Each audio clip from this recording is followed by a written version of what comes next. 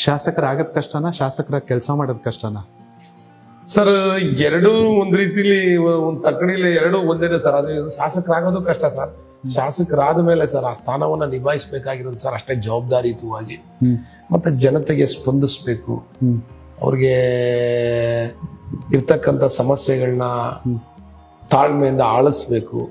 ಅದಾದ್ಮೇಲೆ ಆ ಸಮಸ್ಯೆಗಳನ್ನ ಹಂತವಾಗಿ ಪರಿಹಾರ ಮಾಡ್ತಕ್ಕಂಥ ಕೆಲಸವನ್ನ ಮಾಡಬೇಕು.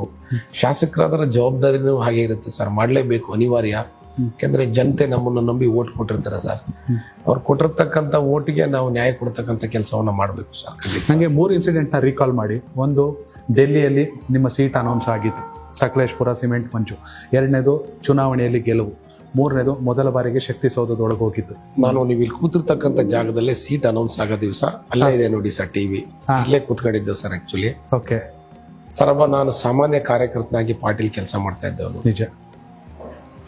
ನಾನು ಸ್ವಂತ ಉದ್ಯಮ ಮಾಡಬೇಕು ಅಂತೇಳಿ ಬೇರೆಯವ್ರ ಜೊತೆ ಕೆಲಸ ಮಾಡ್ಕೊಂಡಿದ್ದೆ. ಸ್ವಂತ ಉದ್ಯಮ ಮಾಡಬೇಕು ಅಂತ ಹೇಳಿ ಪ್ರಾರಂಭ ಮಾಡಿದೆ. ಭಗವಂತನ ಇಲ್ಲಿರ್ತಕ್ಕಂಥ ಜನಗಳ ಸಹಕಾರ, ದೇವರ ಆಶೀರ್ವಾದ ಎಲ್ಲವೂ ಸೇರಿ ವ್ಯಾಪಾರದಲ್ಲೂ ಒಳ್ಳೆ ಚೆನ್ನಾಗಿ ವ್ಯಾಪಾರ ಮಾಡಿದೆ, ಸಕ್ಸಸ್ ಆದೆ. ಪಾರ್ಟಿ ಜೊತೆ ನಿರಂತರ ಸಂಪರ್ಕದಲ್ಲಿದ್ದೆ, ಸ್ವಯಂ ಸೇವಕನಾಗಿದ್ದೆ. ಪಾರ್ಟಿಯಲ್ಲಿ ಒಂದು ಟೌನ್ ಸೆಕ್ರೆಟರಿ ಜವಾಬ್ದಾರಿ ಕೊಟ್ಟರು, ನಿರಂತರವಾಗಿ ಮಾಡ್ಕೊಂಡಿದ್ದೆ. ಅದಾದ ನಂತರದಲ್ಲಿ 2016ರಲ್ಲಿ ಜಿಲ್ಲಾ ಪಂಚಾಯತಿ ಟಿಕೆಟ್ ಕೇಳಿದೆ, ತಾಲೂಕ್ ಪಂಚಾಯತಿ ಕೊಟ್ಟರು. ಅದ ನಂತರದಲ್ಲಿ ನಿರಂತರವಾಗಿ ನಾನು ಸರ್ವಿಸ್ ಮಾಡ್ಕೊಂಡ್ ಪಾರ್ಟಿ ಕೆಲಸ, ಸಮಾಜ ಸೇವೆ ಎಲ್ಲವನ್ನು ಕೂಡ ಮಾಡ್ಕೊಂಡ್ ಬರ್ತಾ ಇದ್ದೆ. 2008ರಲ್ಲಿ ರಿಸರ್ವೇಶನ್ ಕಾರ್ಯಕರ್ತ ಅಲ್ಲ ಅಂತೇಳಿ ಪಾರ್ಟಿಗೆ ಒಂದು ಅಪ್ಲಿಕೇಶನ್ ಹಾಕಿದ್ದೆ. ಇಷ್ಟೊಂದು ಪ್ರಬಲವಾಗಿ ನಾನೇನು ಇದು ಮಾಡ್ದೆ. ಕರೆಕ್ಟ್. 2013ರಲ್ಲೂ ಒಂದ್ಸತಿ ಟಿಕೆಟ್ ಕೇಳಿದೆ. ಆಗ KJP BJP ಆಯ್ತು. ಅಲ್ಲಿ ನಾರಾಯಣ ಸ್ವಾಮಿ ಅಂತೇಳಿ ನಮ್ಮ ಪಕ್ಷದ ಹಿರಿಯ ಮುಖಂಡರೊಬ್ರಿಗೆ ಪಾರ್ಟಿ ಕೊಟ್ಟರು ಪಾಪ. ಆ ಸಂದರ್ಭದಲ್ಲಿ ನಮ್ಮ ಪಾರ್ಟಿಯಲ್ಲೇ ಇರ್ತಕ್ಕಂಥ ಗೊತ್ತಲ್ಲ ನಿಮ್ KJP BJP BSR ಕಾಂಗ್ರೆಸ್ ಆಯ್ತು. ಆ ಸಂದರ್ಭದಲ್ಲೂ ಕೂಡ ಅವರು ಸೋತರು. ಅದಾದ ನಂತರದಲ್ಲಿ ಮತ್ತೆ 2018ರಲ್ಲಿ ತಮಗೆ ಗೊತ್ತಿರೋ ರೀತಿಯಲ್ಲಿ ಇನ್ನೊಬ್ರು ಬೆಂಗಳೂರಿಂದ ಮನೆಗೆ ಬಂದಂತ ಅಭ್ಯರ್ಥಿ ಅವ್ರಿಗೆ ಟಿಕೆಟ್ ನ ಕೊಟ್ಟರು. ಆ ನಂತರದಲ್ಲಿ ಅವರು ಕೂಡ 4900 ಇದು ಮಾಡ್ರು. ನಾನು ನಿರಂತರವಾಗಿ ಬರ್ತಾ ಇದ್ರು, ಹಾಸ್ಪಿಟಲ್ಗಳು ಹೋಗ್ತಾ ಇದ್ರು. ನಾನು ನಿರಂತರವಾಗಿ ಈ ಕ್ಷೇತ್ರದ ಜನತೆ ಜೊತೆಗೆ ಸಾವು ನೋವುಗಳಲ್ಲಿ ಎಲ್ಲ ವಿಚಾರದಲ್ಲೂ ಕೂಡ ನಾನು ಜೊತೆಲೇ ಇದ್ದೆ. ಪಾರ್ಟಿನೂ ಅದನ್ನು ಗಮನಿಸ್ತಾ ಇತ್ತು ಅಂತ ಅನ್ಸುತ್ತೆ ನನಗೆ. ಪಾರ್ಟಿನೂ ಗಮನಿಸ್ತಾ ಇತ್ತು, ಈ ಕ್ಷೇತ್ರದ ಜನತೆನೂ ಕೂಡ ತುಂಬಾ ಹತ್ತಿರದಿಂದ ಅಬ್ಸರ್ವ್ ಮಾಡ್ತಾ ಇದ್ರು. ನಿರಂತರ ಓಡಾಟಗಳು, ನನ್ನ ಕೈಲಾದಷ್ಟು ಸೇವೆಗಳು, ನನ್ನ ಆರ್ಥಿಕ ಪರಿಸ್ಥಿತಿಗೆ ಅನುಗುಣವಾಗಿ ನಾನು ಸಹಾಯವನ್ನು ಮಾಡ್ತಾ ಇದ್ದೆ. ಕೋವಿಡ್ ಸಂದರ್ಭದಲ್ಲಿ ಅತಿ ಹೆಚ್ಚಿನ ರೀತಿಯಲ್ಲಿ ನಾನು ಇರಲಿಲ್ಲ, ಹೆಚ್ಚಿಗೆ ಸಾರ್ವಜನಿಕರ ಜೊತೆ ತೊಡ್ಕೊಂಡೆ. ಎಲ್ಲ ಒಂದ್ ಕಡೆ ಪಾರ್ಟಿನೂ ಅದನ್ನು ಅಬ್ಸರ್ವ್ ಮಾಡಿದೆ ಅಂತ ಅನ್ಸುತ್ತೆ ನನಗೆ. ಮತ್ತೆ ನಾನು ಟಿಕೆಟ್ಗೆ ಅಲ್ಲಿಗಾಗ್ಲಿ ಇಲ್ಲಿಗಾಗ್ಲಿ ಎಲ್ಲೂ ಕೂಡ ಆ ರೀತಿ ಏನು ನನ್ನ ಕ್ಷೇತ್ರದಲ್ಲಿ ನಾನು ಕೆಲಸ ಮಾಡ್ಕೊಂಡಿದ್ದೆ ಅಷ್ಟೇ. ಆಮೇಲೆ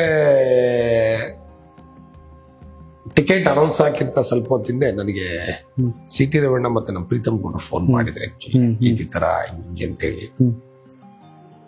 CT ರೇವಣ್ಣ ಡೆಲ್ಲಿಯಿಂದ ಫೋನ್ ಮಾಡಿದ್ರು, ಮತ್ತೆ ನಮ್ಮ ಪ್ರೀತಮ್ ಗೌಡ್ರು ಫೋನ್ ಮಾಡಿದ್ರು, ಸಾಹೇಬ್ರು ಯಡಿಯೂರಪ್ಪ ಸಾಹೇಬ್ರು ಮಾಡಿದ್ರು, ಈ ತರ ಇದು ಮಾಡಿದೀವಿ ಆಗುತ್ತೆ ಅಂತಾರೆ. ಬಟ್ ಆದ್ರೂ ಸರ್ ಟಿಕೆಟ್ ಅನೌನ್ಸ್ ಆಗುತ್ತೆ, ಯಾರಿಗಾರ ಗೊಂದಲ ಇದ್ದೇ ಇರುತ್ತೆ. ಹೌದು. ರಾತ್ರಿ ಇಲ್ಲೇ ಕುತ್ಕೊಂಡು ನಂಗೆ ನೋಡಿದೆ ಸರ್, ನನ್ನ ಹೆಸರು ಸಿಮೆಂಟ್ ಮಂಜು ಅಂತ ಹೇಳಿ ಸರ್, ಡೆಲ್ಲಿಯಿಂದ ನಮ್ಮ ಕೇಂದ್ರ ಕಚೇರಿಯಿಂದ ನಮ್ಗೆ ಅನೌನ್ಸ್ ಆಯ್ತು ಸರ್. ತುಂಬಾ ಸಂತೋಷ ಆಯ್ತು. ಒಬ್ಬ ಸಾಮಾನ್ಯ ಕಾರ್ಯಕರ್ತನ ಹೆಸರು ಡೆಲ್ಲಿಯ ಕೇಂದ್ರ ಕಚೇರಿಯಿಂದ B.Pharm ಕೊಡ್ತೀವಿ ಅಂತಕ್ಕಂಥ ಟಿಕೆಟ್ ಅನೌನ್ಸ್ ಮಾಡಿರ್ತಕ್ಕಂಥದ್ದು ತುಂಬಾ ಅಂದ್ರೆ ಅವತ್ತು ನನಗೆ ಆಗಿರ್ತಕ್ಕಂಥ ಸಂತೋಷ ಸರ್, ಖಂಡಿತವಾಗ್ಲು. ಯಾಕೆಂದ್ರೆ ಅಷ್ಟು ಶ್ರಮ ಪಡಿದ್ರು 15 ವರ್ಷದಿಂದ. ಅಟ್ಲೀಸ್ಟ್ ಈ ಸದಿನಾರು ಪಾರ್ಟಿ ಒಂದ್ಸತಿ ಗುರುತಿಸ್ತಲ್ಲ ಅಂತಕ್ಕಂಥ ಹೆಮ್ಮೆ. ಮತ್ತೊಂದ್ ಕಡೆ ಚುನಾವಣೆಗೆ ನಮ್ಗೊಂದು ದೊಡ್ಡ ಇದನ್ನ ಎದುರಿಸಬೇಕಾದಂತ ಅನಿವಾರ್ಯತೆ. ಬಟ್ ನಮ್ಗೆ ಏನ್ ಕಾನ್ಫಿಡೆನ್ಸ್ ಅಂದ್ರೆ, ಒಂದು ಕಾರ್ಯಕರ್ತರು ಎಲ್ಲರೂ ಸರ್ ಒಟ್ಟಿಗೆ ಚುನಾವಣೆ ಮಾಡ್ತೀವಿ ಅಂತ. ನಾನೇ ಒಬ್ಬ ಕಾರ್ಯಕರ್ತ ಅಲ್ಲ ಸರ್, ಒಟ್ಟಿಗೆ ಚುನಾವಣೆ ಮಾಡ್ತೀವಿ ಅಂತೇಳಿ. ಇದರಿಂದ ಒಳ್ಳೆ ರೀತಿಯಲ್ಲಿ ಚುನಾವಣೆ ಆಯ್ತು. ಈ ಕ್ಷೇತ್ರದ ಜನನು ಕೂಡ ಅತಿ ಹೆಚ್ಚು, ಅದರಲ್ಲೂ ಕೂಡ ಸಕಲೇಶ್ಪುರ ಕ್ಷೇತ್ರ ಅತಿ ಹೆಚ್ಚು ಮತಗಳನ್ನ ಕೊಟ್ಟು ನಮ್ಮನ್ನ ಲೀಡ್ ಕೊಟ್ಟರು. 12,000. ಆಲೂರು, ಕಟಾಯ ಎಲ್ಲ ಭಾಗದಲ್ಲೂ ನನ್ನನ್ನು ಗುರುತಿಸಕ್ಕಂಥ ಕೆಲಸವನ್ನು ಮಾಡಿದ್ರು ಸರ್. ಜನಗಳ ಆಶೀರ್ವಾದ, ದೇವ್ರ ಇಚ್ಛೆ ಅಂತೆ ಸರ್, ಶಾಸಕನಾಗಿ ಆಯ್ಕೆ ಆಗಿದ್ದೀನಿ.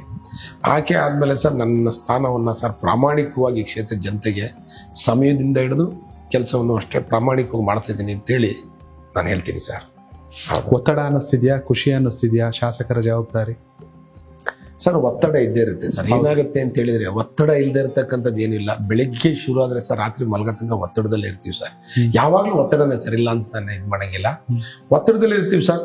ಆದ್ರೂ ಸರ್ ಎಷ್ಟು ಜನಕ್ಕೆ ಸಿಗುತ್ತೆ ಸರ್ ಅವಕಾಶ? ಕರೆಕ್ಟ್. ಇಡೀ ಕರ್ನಾಟಕದಲ್ಲಿ ಇರ್ತಕ್ಕಂಥ 6.7 ಕೋಟಿ ಜನರು 224 ಜನಕ್ಕೆ ಅವಕಾಶ ಇದೆ ಸರ್.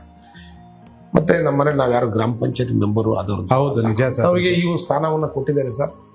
ಖಂಡಿತವಾಗ್ಲಿ ಒತ್ತಡ ಮತ್ತಷ್ಟೇ ಜವಾಬ್ದಾರಿಯುತವಾದ ಕೆಲಸ ಸರ್. ಜವಾಬ್ದಾರಿಯುತವಾಗಿ ಈ ಕ್ಷೇತ್ರದ ಜನತೆಯ ಹಿತಾಸಕ್ತಿನ ಬಯಸಿ ಅವ್ರನ್ನ ನಾವು ನೆನಪಲ್ಲಿ ಇಟ್ಕೊಂಡು ಕೆಲಸ ಮಾಡಬೇಕು ಸರ್. ಆ ಕೆಲಸ ನಾನು ಮಾಡ್ತಾ ಇದ್ದೀನಿ ಖಂಡಿತವಾಗ್ಲಿ.